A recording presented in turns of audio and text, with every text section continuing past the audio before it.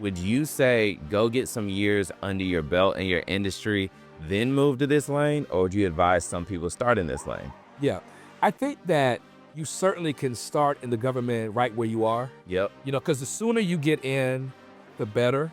Because it's almost like ripping the Band-Aid off. Get in there, start learning the lingo, learn the alphabet soup, so you kind of understand what's going on in there. And because the longer you wait, you're missing out on contracts. Yeah. Right? If you've got a little bit of money, you got some some investment, get someone that actually knows what they're doing. It's going to help fast track you. Like unfortunately for me, like I came in through the hard knocks of this. Yeah. Really had to get it out the mud. Like this was not like someone came and said, Oscar, here's, the playbook. Yeah. Right? But what's happening now is there are enough of us out here to be able to truly provide a playbook. Yeah. To tell you, do these steps, don't do this, avoid this, go this route.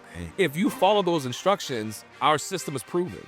Yeah. To be able to work. So yeah, start right with where you are. You can essentially get an LLC today and apply in SAM.gov tomorrow. Yeah. And be active and ready to do business with the government in a week.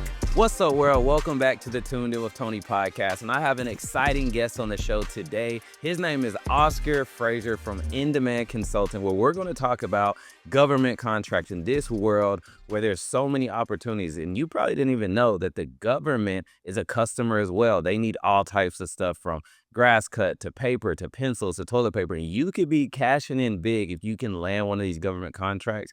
We're also going to talk about the world humanizing, right? Where we're in this world now where everything is moving to AI and software. But what does that mean for the human person? So I want to welcome my guest to the show, Oscar Frazier. Welcome to the show. Can you tell us, like in one or two sentences, what exactly do you do with your consulting agency? Yeah, man. Well, first and foremost, Tony, it's an absolute pleasure to be here, man. What you're doing is absolutely amazing. And I just appreciate it. It's an honor, man.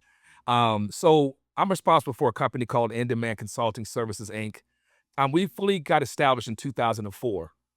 And when we first started out, we actually were just a strategy, marketing, and execution firm where we were focusing on helping small businesses get started or advance within their space.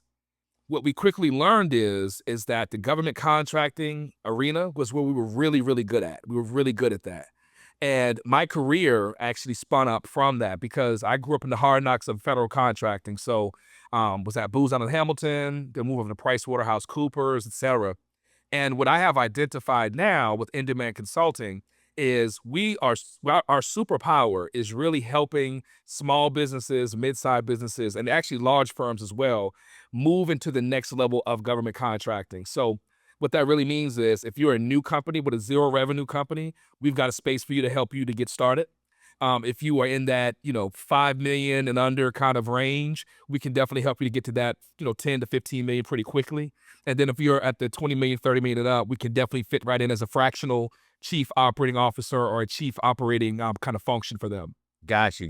Yeah. So let's bring it back then, right? Yeah. So for the people who are trying to figure out what government contracting really is, because from talking to you, it seems more accessible than people believe, right? Yeah. Because when you hear the word government contracting, you're feeling like, one, you see the word government, you're like, that's not for me. Yep, for sure. I probably have to have this, amazing business, been in business forever.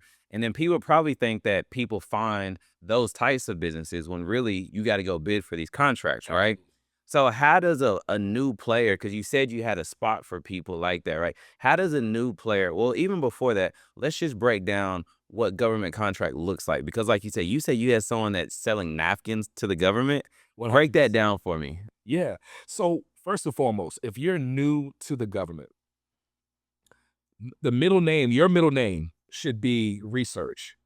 Research. I'm going to show you how to do that on this conversation. You can go out to usaspending.gov. That's usaspending.gov. And you would have an opportunity to just understand what is the government buying, right? And the way how you do that when you're there, it's essentially a large database of awarded contracts and awarded transactions. The reason why that's so important is because if you do sell napkins, you got to find out which agencies are buying the most of those kind of napkins. And then once you do that, it's something called a congressional mandate or congressional justification. So every year, the government puts out a wish list. And that wish list turns into something called their forecast. And for that fiscal year, the government they pretty much are telling you, here's all the things we intend to buy. If you are the person that has napkins for sale, for example, you can actually reach out to that person on the forecast with their name, email address, in some cases, even their phone number. You can introduce yourself and ask for what we call a capability briefing. That capability briefing should only last about 15 minutes of their time. And when you're there, you can ask them questions like, what's the intent behind this particular forecasted item? At what point of the year do you intend on putting it out for bid? When we say bid in the government contracting world, it's like solicitations. So you'll hear words like RFQ, which is like a request for quote, or an RFP, request for proposal, stuff like that. And then, but what you want to be able to do is make your introductions and your relationships at the beginning before it even hits the street. Okay. So my coin phrase, and if you do decide to join in with me within our cohorts and stuff, my coin phrase is, if you're waiting for something to get on SAM.gov, you're already too late.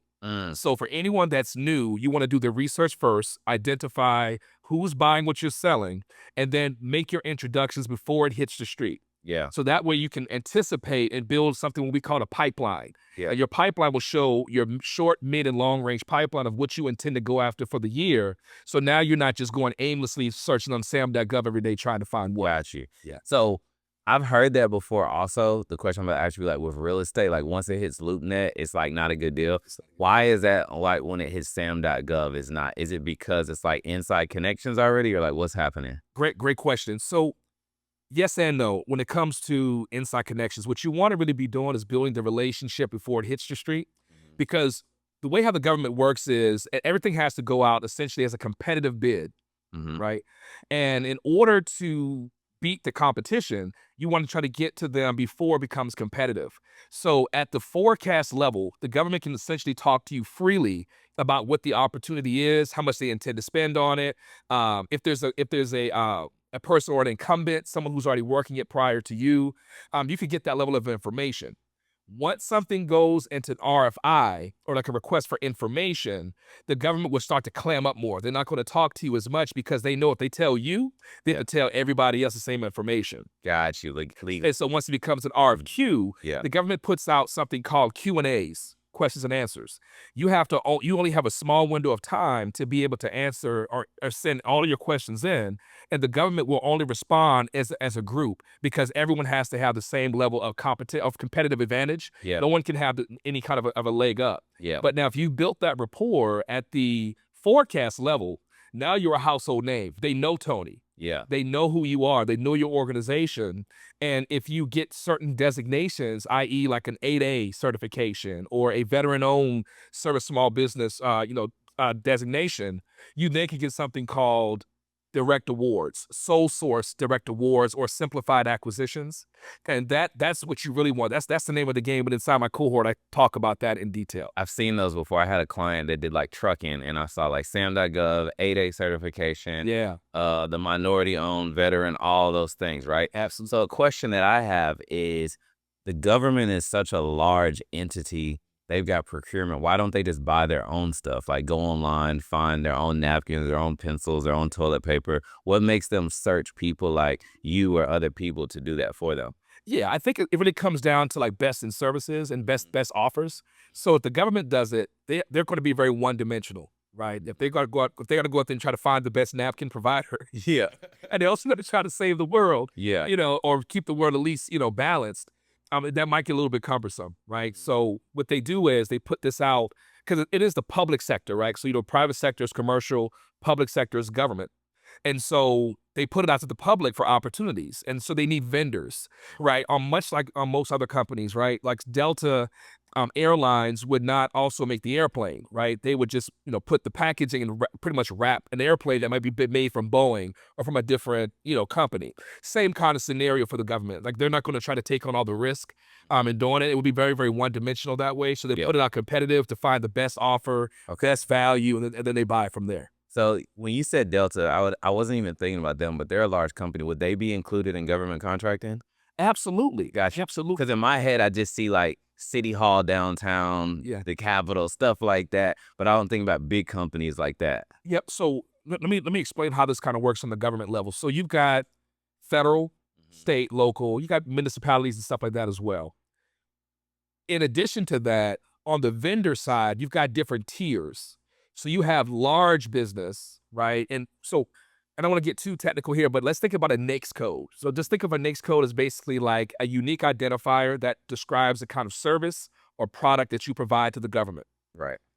Based upon that, there's different size standards that considers you to be either a small business or a large business.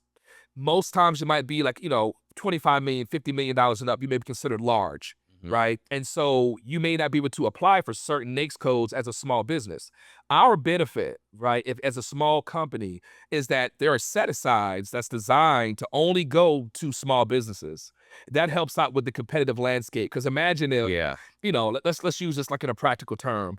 If Walmart, right, was trying to compete against another person who also sells toilet paper, for example, Walmart can outbeat them because they can buy it in bulk, they can buy wholesale, and they have more money than the small mom and pop shop trying to also sell toilet paper.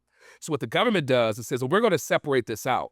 We're going to set aside money to that small business to say, look, we're going to give you a little bit of this money too, because you need to be able to thrive as a small business. And it keeps large businesses from being able to monopolize the industry. Got you. Yes, sir. So that's a good part as well, because what I was going to say is when people are putting these bids out, right? Yep.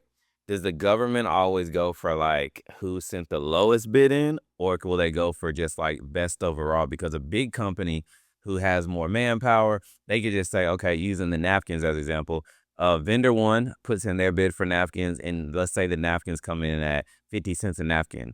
But then this large company was like, we'll undercut. We'll do 35 cents a napkin just because we can make a slightly margin. We just want to get in the door. Yeah. Like with that, does the government take totality of the vendor, or are they just looking for like the best price? So it's a bit of a hybrid. There's something called an LPTA, and that's the lowest price technically acceptable.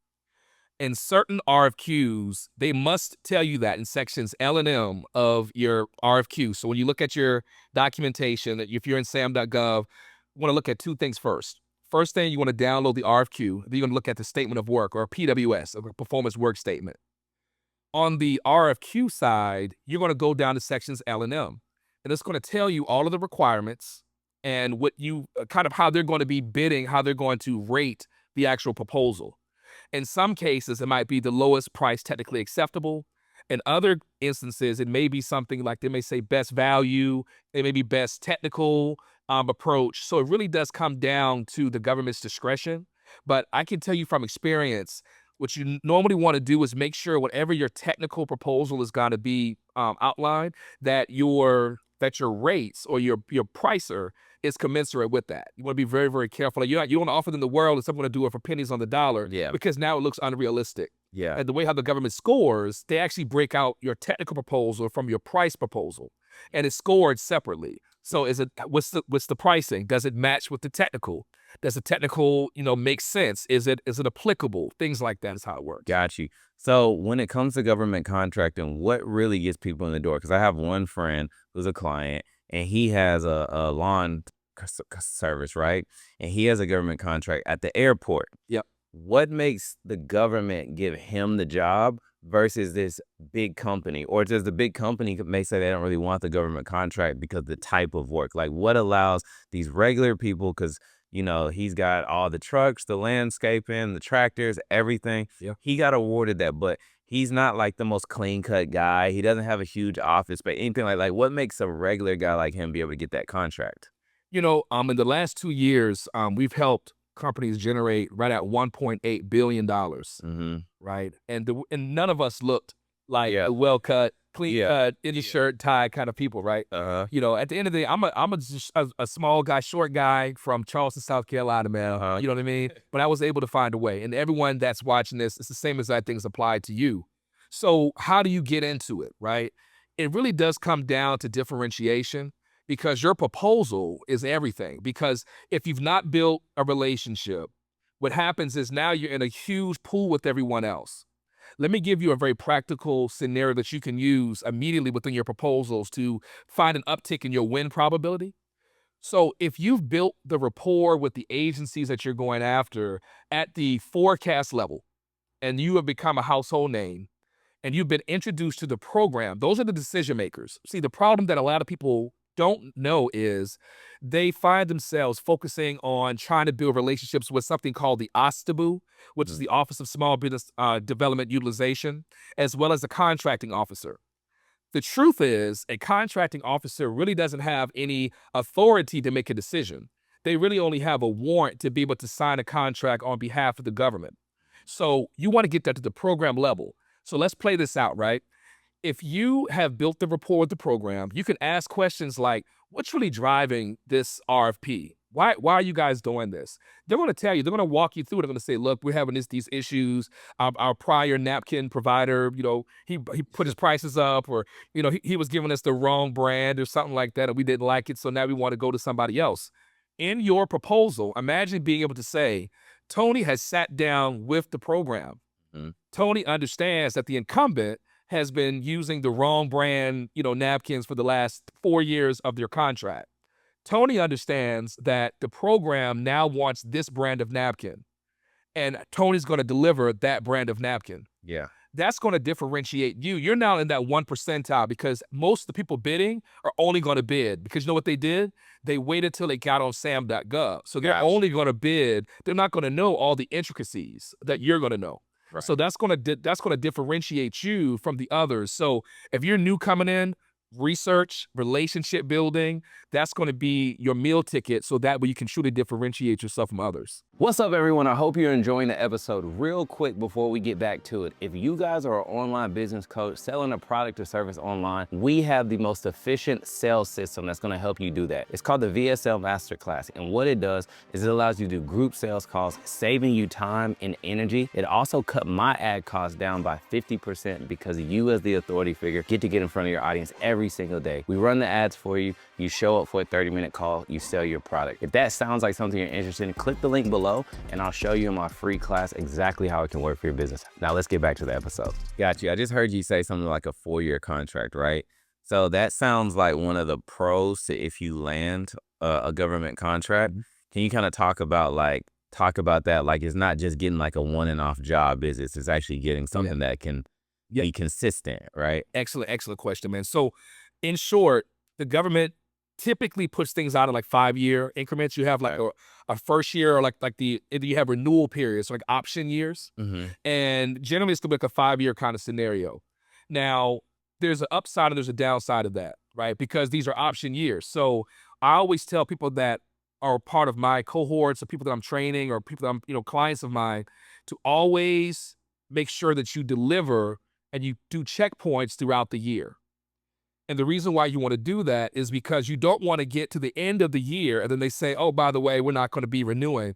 And you just went from making $1 million a year to making $0 a year. And that's a very real thing in government. I can see that. Right? Yeah, you can see that, right? Because you may be thinking that you're delivering, but if they decide to change, the trajectory of which direction they're going in, that you can be to that detriment. So the way to avoid that is going to always be constant checkpoints, check-ins, make sure that you're tracking.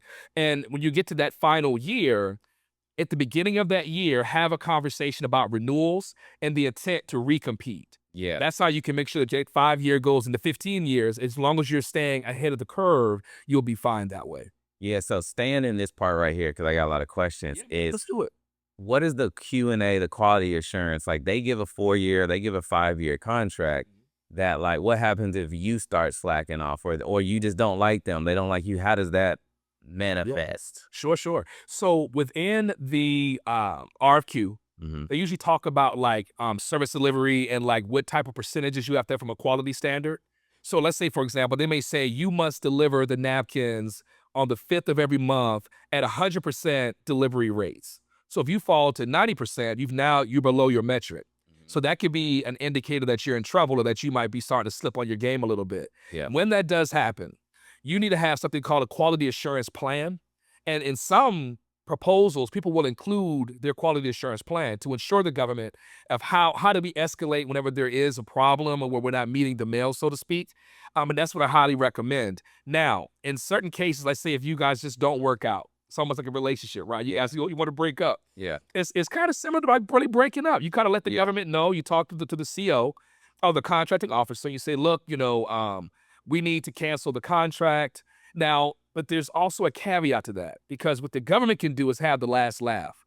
That's what I was Because about to ask. Do you get blackballed almost? so here's what happens. It's a tool called fpds.gov, Mm-hmm. right? And within fpds.gov is all the awards, but it also shows all of the canceled awards too. So let's say you were, like I said, what the government does, they do something called obligate funds. Yeah. So let's say you just got a $5 million contract. Yeah. It may be obligated, saying that the $5 million is on the hook to give to you, but you don't get it all up front. Right. It's going to be broken out into it may be a monthly if it's fixed rate.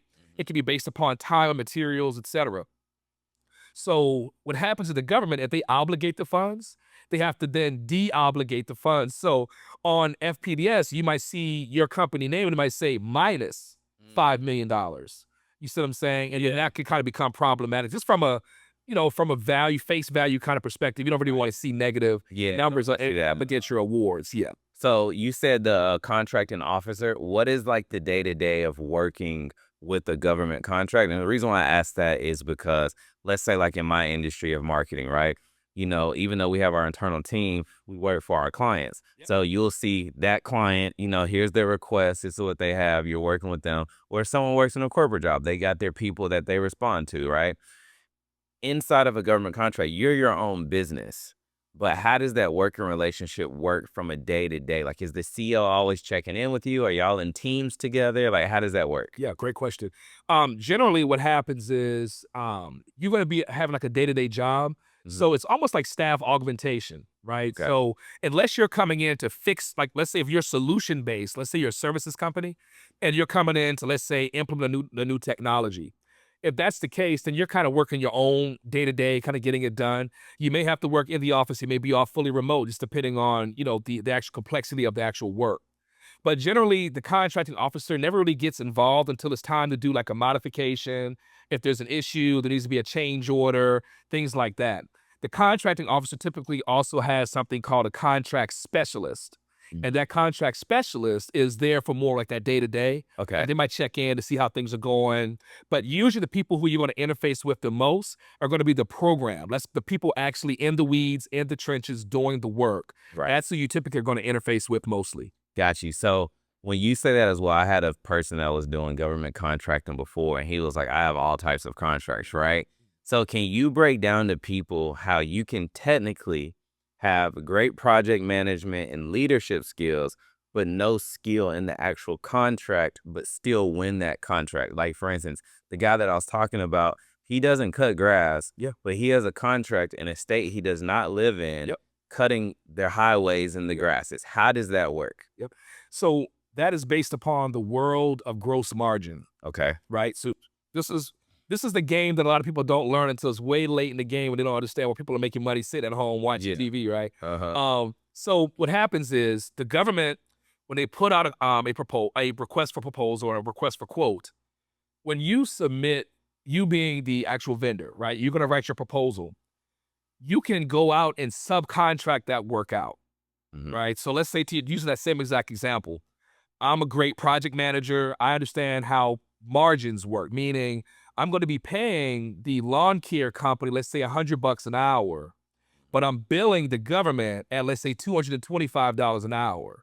So my spread or my gross margin is $125, right? And so as the project manager, what happens is you win the award. So you're now considered the prime. You're the person who's actually working. You're responsible for the work. But that subcontractor, you've got to deal with them. You're doing a teaming agreement with them. Or in some cases, you can even bring them in on the actual proposal to say, look, this is my subcontractor. They've got X number of years and experience in lawn care services. My company is an excellent project management company. We'll be ensuring that the work gets done on a consistent basis. Right. So what you would do is, from a pricing standpoint, you would be billing the government at that $225 an hour for the lawn care. Then your next line item might be for oversight, right? For project oversight, project management, and that would be whatever additional rate you decide to put there. When you put it all together, now you have a total price. Right. So when you win the work, now you're on the hook to pay that contractor $100 an hour. But when you bill the government, you're billing them at $225 an hour. So I was going to ask a question too, as far as in the longevity of it, right? You said you had excellent project management skills from like your corporate career, all of that. Yeah. So in this scenario, you win the contract for the highways, they need to be cut and all of that. You have your subcontractor, right? The fact that you brought them in on the actual proposal, let's say 2 years later, y'all's relationship kind of gets rocky as far as work, and you want to bring in another lawn care company. Does that affect anything since they already knew about that on the original proposal? Because what my mind is thinking, if they didn't know about the subcontractor, they leave, you just input another one and everything's still going smooth. Does that have any like stipulations? Yeah, what I usually recommend to clients is to put that inside of your teaming agreement. So a TA or a teaming agreement is designed for just that, to show like, what if something doesn't work out, right? Because what you may say is that particular subcontractor may be up under a non-compete for a year or 2 years or however many years. And essentially that non-compete suggests that they cannot go and circumnavigate you, right? So, excuse me, you may also want to put them under a non-circumvention agreement as well, so they cannot go around you. Now, in some instances, relationships do fall apart. And as that project manager or the prime person for it, you certainly can go and get another subcontractor to do the work. And in addition to that, sometimes if the relationship is not spelled out properly, the subcontractor can also go after that work when it starts to come up for recompete.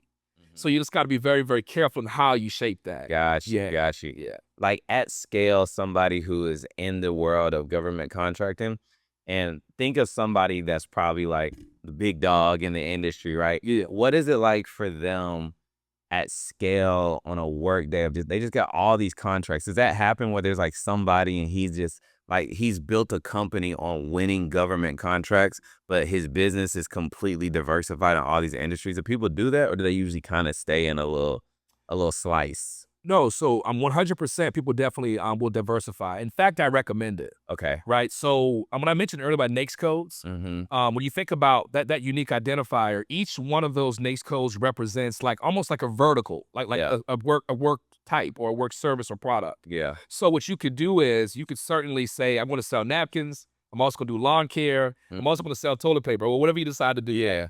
But when you do it that way, it does help you to diversify. And what you do is think about it as like a portfolio. Yep. So most project managers think of like portfolio, program, project, right? So you're going to have a portfolio director. So if you're a CEO, you can be the portfolio director, but I would recommend getting a very strong COO or like a fractional COO in there that can monitor the portfolio. And then you could have a program manager or like a vice president or director. And then what they may do is they may be responsible for one of your verticals. Let's say one of the verticals is lawn care or like janitorial facilities management, stuff like that. Right. That would be their vertical that they're experts in, that they're going to be like that single throat to choke. If something goes wrong, that's the person that I can go to them. So I never really, as a CEO or as a portfolio director, I never really have to go down to the project level because I've got a portfolio, a COO. I've got directors that are like the program directors, and then I've got project managers that oversee all of my projects. Gotcha. So now it's easier to manage because I really only have to get a report from the COO, and the COO is only getting reports from the directors. Yeah. So I'm saying now the director's job is pretty busy because now they've got several project managers that have to roll up to that director. That's how I would structure it from an organizational landscape. Got you. So like it sounds amazing, but there sounds like there's a technicality, right? Yeah. How do people figure out, and this is probably why they come to you with the cohort, how do people figure out how to write these proposals? Yeah. Because that seems like there's probably strategy to that, right? 100%. Okay. In fact, most of our clients, when they start out in our cohort, end up still hiring us to do their proposal writing. It's a very methodical approach. It takes time to really get good at it. Yeah. In fact, there's often times that people will find themselves getting frustrated or burned out because you spend hours upon hours, sometimes days upon days, in writing the quote unquote perfect proposal. But when you submit it, it doesn't get awarded, or they kick you back saying that, the technical was, did not meet compliance, etc. So what we do is, the reason why it's so difficult, the government puts a lot of compliance factors into it as well. Okay. You could be an excellent lawn care service provider, or if you're on the services side, you might be a marketing agency, for example, or branding agency. You can be excellent at that work, but if your proposal is not compliant, meaning they could say things as simple as page count must stay within 10 pages. If you do 11 pages, you can be disqualified. If they say, a font no larger than 12 font and you go beyond that, you can be disqualified. Because they got their process. Oh, man. They just want to. Oh, man. They want to go through, make a decision, and hire somebody. Yeah. So what they do is, pretty much as a smoke screen, they're able to have rigorous compliance factors that usually eliminates half of the proposals. Now, as the one who makes it through the smoke screen, this is why the relationship makes so much sense, to be building that throughout the year before it becomes an RFP, because now you can differentiate yourself with a great price, but also say you've met with the program knows you, because guess who's scoring those proposals? So The program. got you. Okay. How do you find these people to network with, like a year before? Like, how do you rub shoulders with the right people? Yeah. So the best way to do that is going to be at the forecast level. So when the government puts out their congressional justifications, the congressional mandates and stuff like that, that's basically your opportunity, because each one of the opportunities that comes out on the congressional justification and the forecast, each one of those will have the decision maker's name and email address. Okay.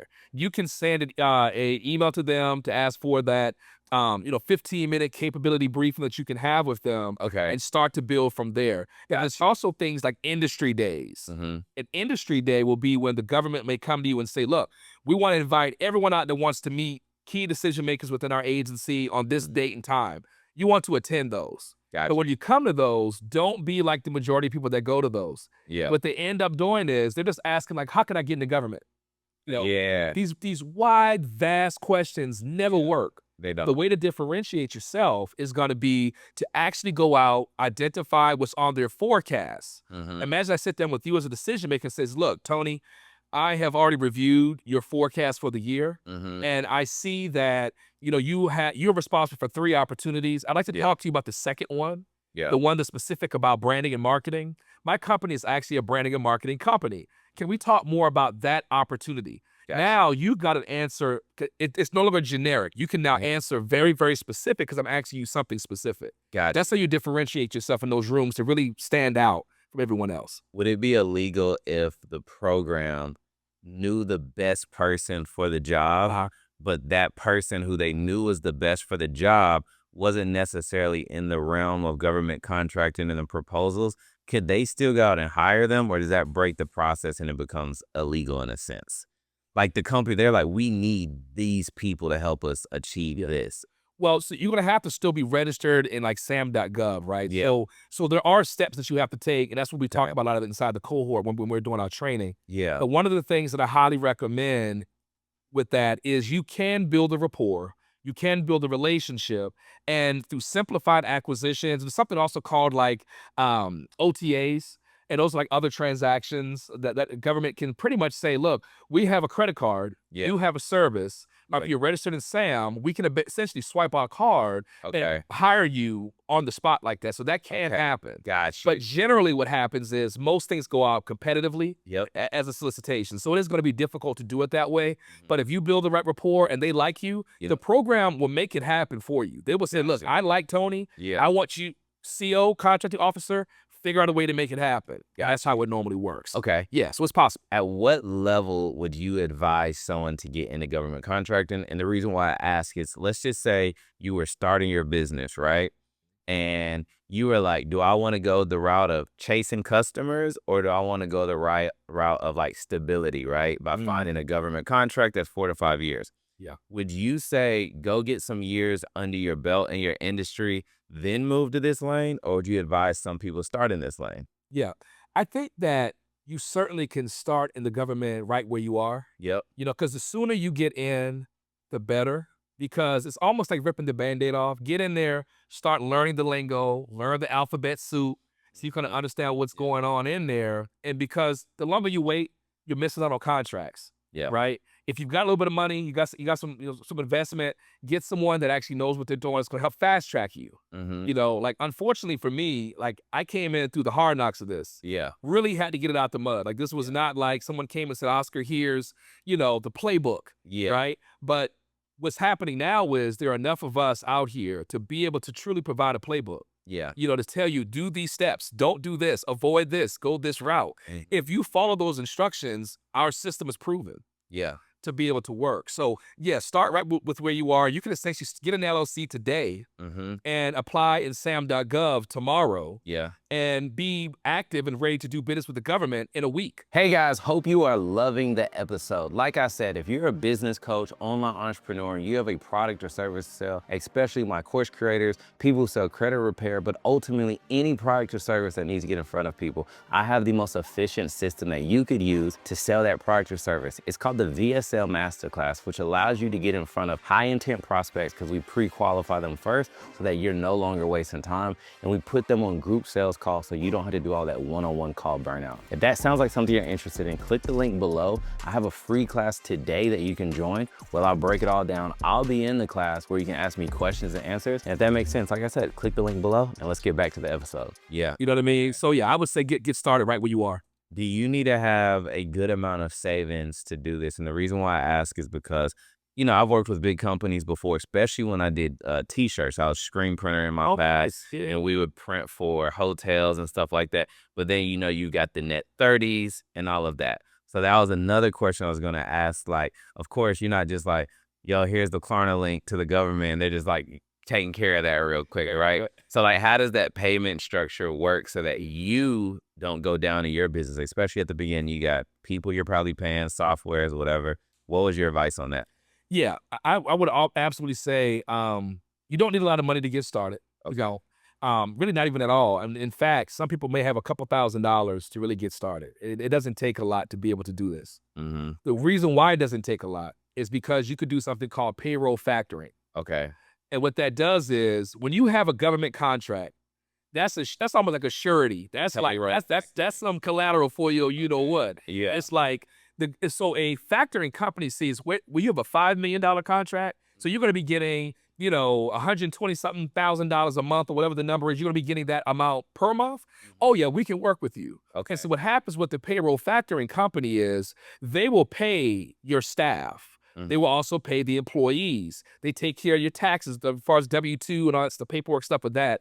They handle that as the payroll factoring company. Okay. The way how they get paid is when the government pays you in net 30, because typically the government pays net 30. Right. And when they pay you, one, the government is not going to be late. You're going to get paid. Yeah. And when you do get paid, the way how they route it is the money goes to that factoring company first. Okay. And then they take their little 2%, 1% off the invoice, and then you get the direct, wire directly into your account. Yeah. It's a very, very fast transaction. It takes so much pressure off of the owner trying to be handling payroll, starting a business, keeping up with, with taxes and things like that. Farm it out, get you a couple $1,000s, invest in a company that's going to walk you through the steps, and let's go make some money. Got you. Yeah, Got you. For sure. When you talked about like the proposals, right? And like the way that it has to be written, 10 pages, 12-point font, however the requirements are, right? Now we're in the world of AI and all of this.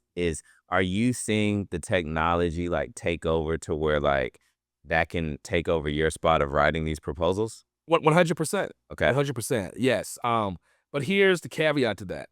The government also knows about AI. They know about ChatGPT. Yep. They know about all that stuff. So and they can sense it. Yeah. So what they do now is they will review it, and sometimes they can put it through an AI tracker. Okay. And if they detect that, they can also disqualify your proposal. Not so people that are writing these stellar proposals in 15 minutes with AI are getting laughed out of the room. Yeah. Because the government is hip to that as well. Yeah. Right. So my recommendation, the way how you do this to differentiate yourself, you can still use AI. You can still use a ChatGPT or a Gemini, all the other ones out there.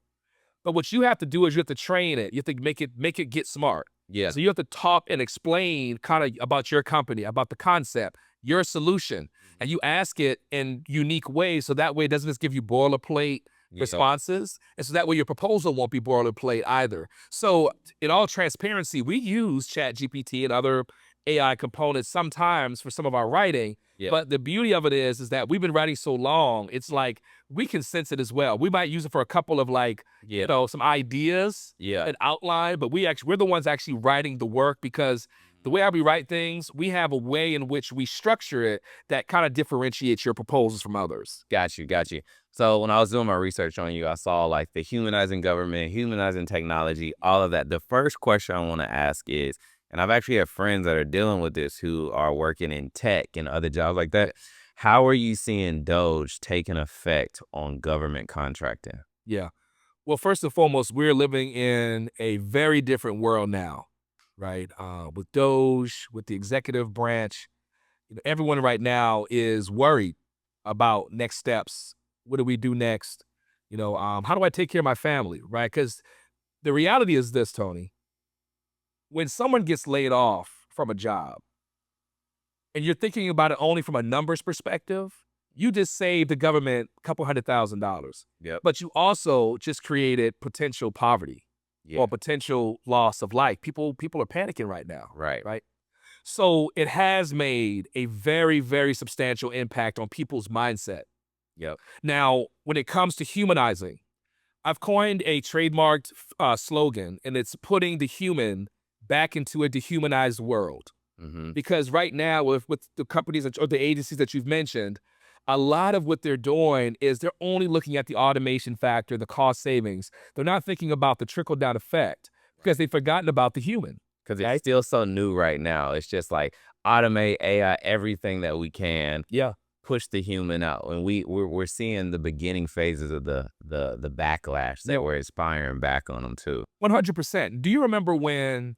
And it might be revealing my age a little bit, but before when you used to call in, let's say a helpline, like you need help, tech support, and it would say, and this is before they would say like press 1 for this, press 2. You would call, you would talk to somebody. Yeah. Right. You might be on hold for a while, but you would talk to a person.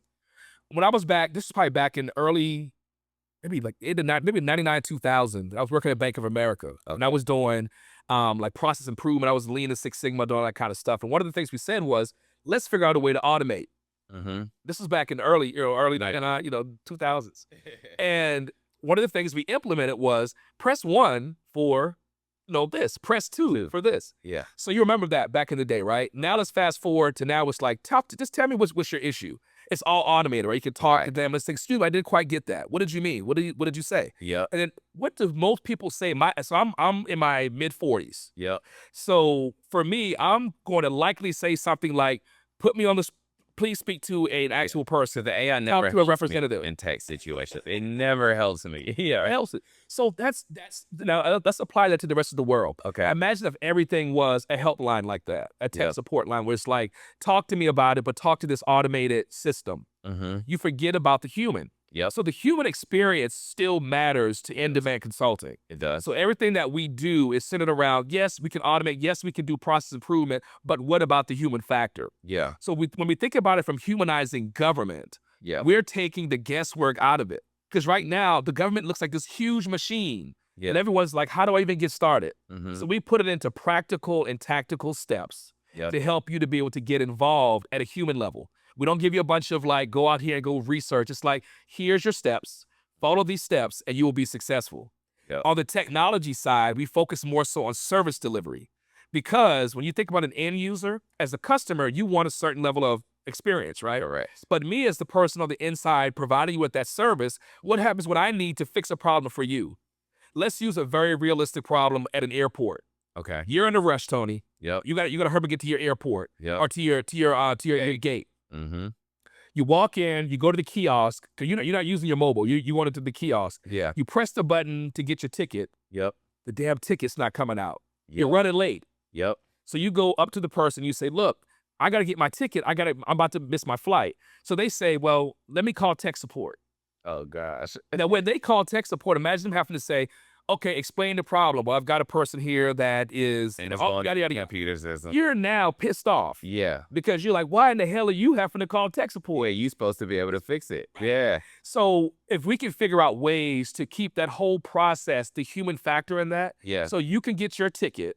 It doesn't make me look crazy to be calling a tech support agent. Yeah. And I can find a way to still make you happy. Mm-hmm. That's what dehumanizing technology and service delivery is all about as well. It's how do we make both sides happy? Yeah. Right. And that's what it really boils down to. I think what I'm seeing right now as well is you have two sides of the coin where some people are like, how can I increase output with technology? And then you have some people like, how could I just go completely lean and just replace people? Yeah. But then, like you said, if you do this pill on the latter side, then what happens is it leaves a gap because it's going to break. And it's not perfect. Yep. And then what people say, they're like, oh, it's going to get better. It's going to get a bit. But it's like that human touch that always has to be there, you know? So where are you seeing the areas of humanizing? Because you said like government, technology. Was it mainly technology? Where are you seeing that? Yeah. So now we're starting to focus in on humanizing retail because a lot of people don't know this, but I've owned restaurants and lounges. Let me jump in real quick, too.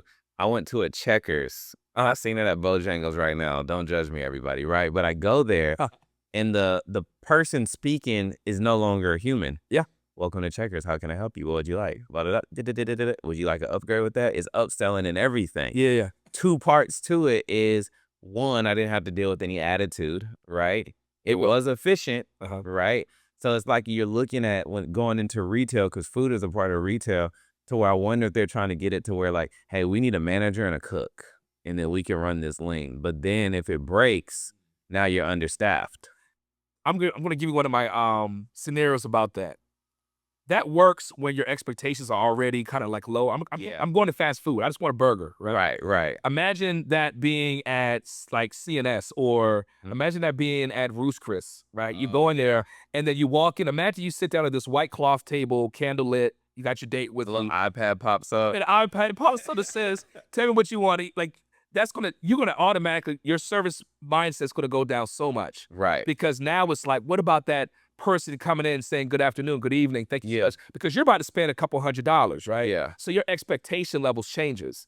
Part of what we teach in the humanizing retail side is just that. What's the expectation of the customer? How do you meet that expectation? Sometimes automation is needed. Yeah. Sometimes if you just come in, I want a quick burger, I don't want to deal with an attitude. I just want to say burger, fries, and keep it moving. Yeah. You don't care if it's automated. Right. But imagine going to a Roost Chris or to a CNS or it would make you not want to come back. I would go back. And then when they shoot the bill, you're like, why? You know what I'm saying? And what I kind of like, to be honest, is, and I haven't seen it adopted in too many restaurants. I kind of see it coming up, but it's funny because this was at like Chili's or Applebee's or something like that.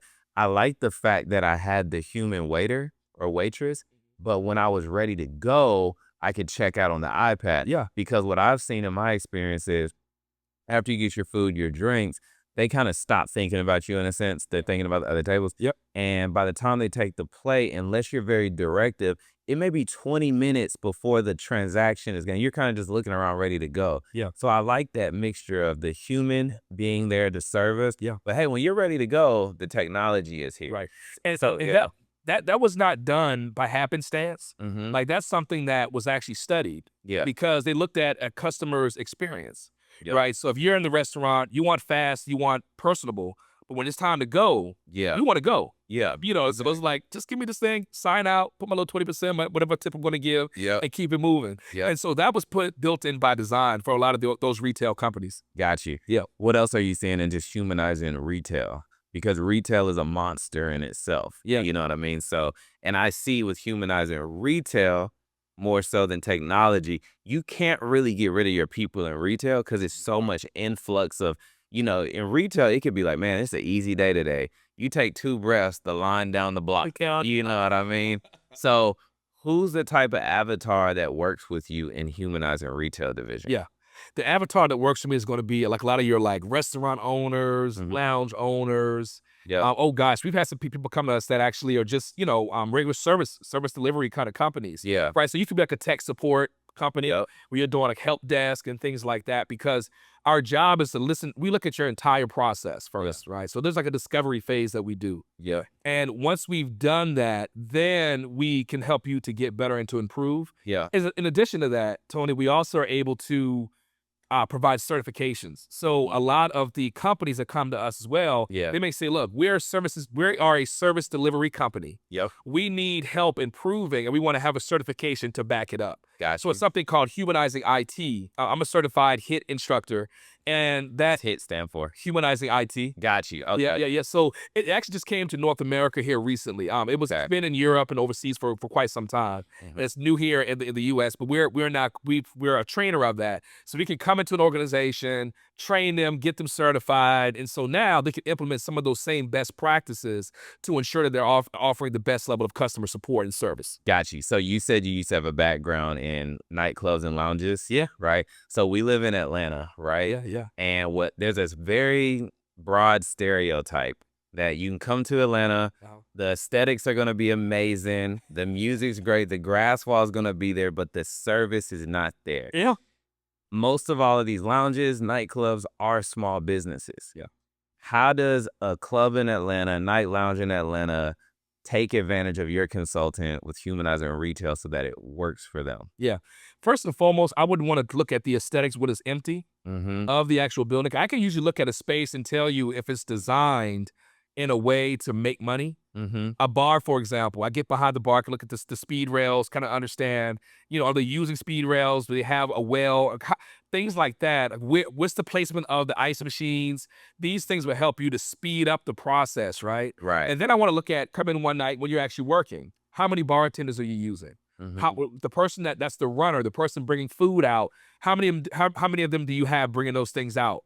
Inside of the expo, when you're in the back of the house, when you have front of the house, back of the house, when you're in a restaurant and club businesses, to the back of the house, when you're thinking about the food coming out, how fast is it coming out? What's that expo, the expediter that's in there, how are they interfacing with the back of the kitchen? Are we using words that people understand in the kitchen? Are we speaking loud enough? It's so many things that help speed up the process. You'd be surprised when I go in the back of the back of the house of a restaurant, and I look at it and I say, if y'all just change the ticketing system, you imagine having an expo. You got a packed floor. Yeah. The expo has 50 tickets in his window. Yeah. Of food orders. He's like walking in, coming in hot. This, that, I need this, cooked. And the cook is saying, her making it. And when the food comes back up to the top of the expo line, imagine he's trying to now match the ticket to the food. Yeah. So this expo is screwing up the time. Yep. So by the time it gets out there to the actual person wanting the order, it's 30 minutes. Yeah. Food is cold. Yep. Person's pissed off. Yep. The drink still hasn't come. When the drink comes, the ice is watered down because it's been sitting in the well for 30 minutes too. Got you. So now that experience begins to fail, right? Of course. So our job as consultants to a retail company is to help you streamline that. The second layer is going to be around your PARs. Yep. I was shocked of the amount of people, especially in Atlanta, the amount of club owners that did not understand what PARs were, to understand how much food and drinks do you need to order for the week to ensure you don't run out.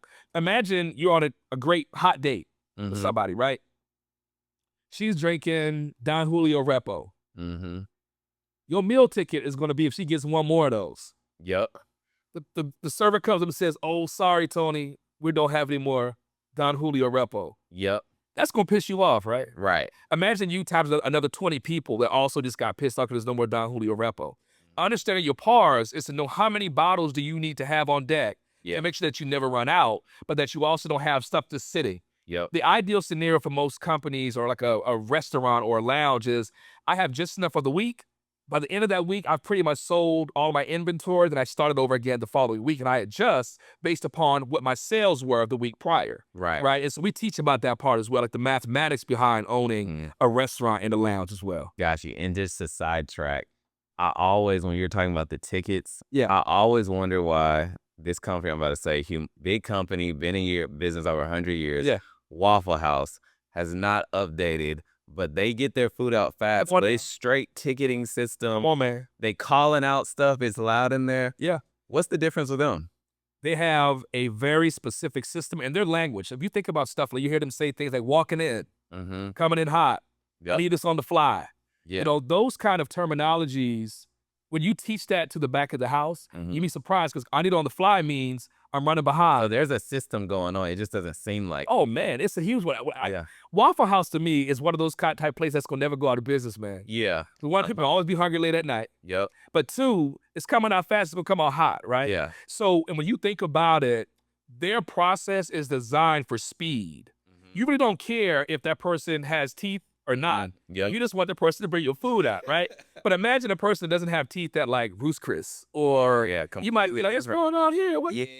What's Appetite. he had on this?" Something like that. But so again, it's all about the experience, and because it's outside, like you have an outside kitchen, meaning when you go to Waffle House, you can see them cooking your food, see them preparing it. Yeah. You don't care what the guy looks like, you know what you're going to get anyway. Yeah. But the beauty of it is their system works because they have terminologies that everyone gets. When that cook hears walking in and they hear the food order, they say heard. That indicates that the food is on its way. The food is being made. Yeah. You know, when they say something like, pick it up, or like these words help them to understand the flow of how fast they need to be moving. Yeah, I was watching a podcast with Elon Musk, and he said there's no abbreviations allowed at Tesla. Like, and when you think about like what you're saying with wording, he's looking at, the speed, the production, and it's like you start abbreviating stuff like you were saying earlier with the government contracts and the agencies. It could also slow down process. It can create errors. It can create all that. So even relating that to Waffle House, their system being based off of like kind of military, but like calling out these things and these cues is making it go like that. So you'd be surprised, man, because when you don't do it that way, I mean, now you have, especially if you're hiring different people from different walks of life, right? Yeah. Someone that may have a more educational background in cooking would be expecting certain terminologies, and someone that just was like a chef, maybe they just cook really well and they got a job.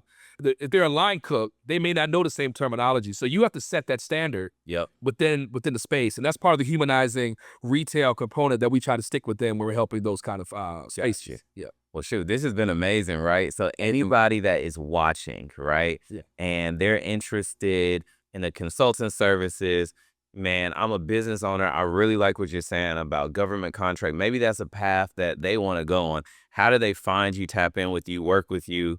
Like, let us know how that path works. Yeah, man, absolutely. So there's a number of ways to get in touch, but one of the easiest ways is going to be to go out to humanizinggovernment.com. So that's humanizinggovernment.com. You can be with 2 G's. So humanizing, another G for government.com. I don't try to use this one. That's one way. The other way is to, really just, send me an email, man. I mean, I'm literally the kind of guy that if you email me, I'm going to reply back. It is not automated, I promise. So you can email me. I've got an email at info@oscarfrazier.com. You can email me right there and just send me what you're thinking, what your questions are. I'll be more than happy to help you. And of course, we've got our actual standard website for indemandconsulting.com. Okay. And then if someone's watching this and they're wondering like, oh, am I the type of person that can reach out to you? Which avatar, where do they need to be? Like what type of business does it make sense to talk to you? Who is that person? Before you count yourself out, at least find out more information. Right? Because I literally have heard and seen and worked with people from all walks of life, man. So whether you are a cook, whether you're selling napkins, whether you're doing branding and marketing, or you are a technologist, come into one of the free strategy sessions that we have. I want to hear what you're doing. And by the end of that call, I'm going to give you the right steps to be able to position yourself to know which way to go first. So realistically, our avatar is anyone that's looking to get into the government. I mean, our job is not to try to cut out someone who doesn't want to get into it. Our job is to really make it work for you. Got you. So that's been amazing. Before we leave, let them know your Instagram name. And then what I want you to do is just leave them with one piece of advice. The person that's still on here watching, one piece of advice to help them go to the next step in this. Yeah. So you can follow me pretty much on all platforms, just Oscar Frazier. So just at Oscar Frazier will be the best way to do it. Piece of advice, man. The journey of 1,000 miles begins with a single step, right? I came into this game hard knocks, literally. And you can come in right where you are with what you have. Do not allow yourself to be, discouraged or being worried, saying, oh, he's so far along, I'm so far behind. I've seen people start this thing in their late 50s, 60s, and still crush it. And also people that are in their 20s. So just jump in, man. The first way to do it is a step. Yep, that's awesome. Get it going. Cool. Yeah. So you guys have heard it. That has been my guy, Oscar Frazier, who has gave me a world of enlightenment of what government contracting is and just got my brain spinning on how, even my agency can be in government contracting. Your business can be there, where that can start for you, and think about consistency with contracting. So click all the links below. Spam my guy, Oscar Frazier, social media. Send them an email, tap in, and we'll see you guys on the next episode. All right, peace. Thank you, man. Good stuff. Yo.